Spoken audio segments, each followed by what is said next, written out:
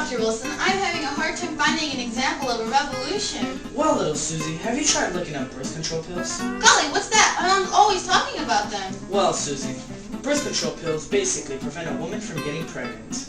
Oh really? That sounds mighty revolutionary. Tell me more. Certainly. Let's get a daily dose of history. The birth control pill was a concept thought of by Margaret Sanger, the founder of Planned Parenthood. In 1951, Margaret Sanger met with Dr. Gregory Pincus to create a successful birth control pill. At the same time, another chemist, John Rock, was testing a pill made with only progestin, a synthetic version of the birth control pill.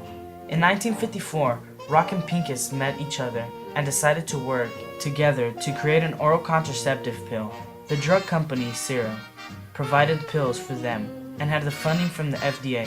In 1956, the original pills only had progesterone in them, but Cyril accidentally sent some pills that had both progestin and estrogen, in which the combinations reduced certain side effects and proved to be the most effective version of the pill, and the sale of it was approved in 1961.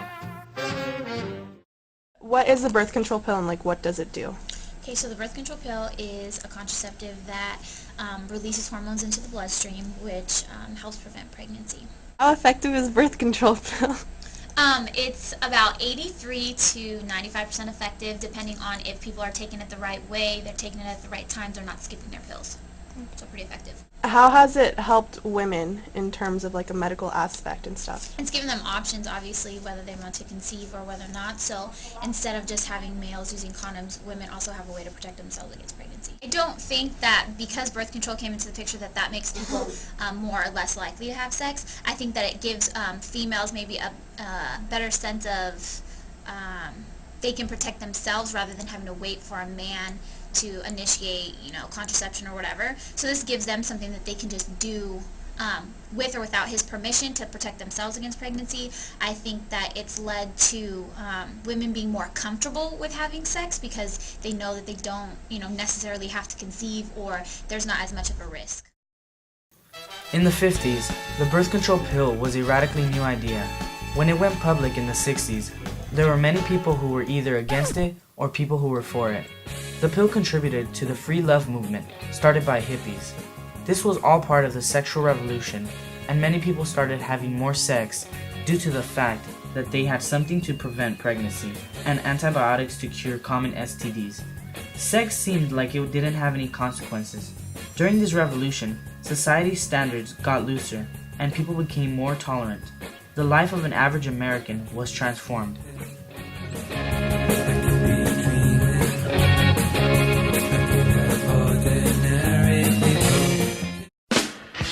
The pill is the one that started it all.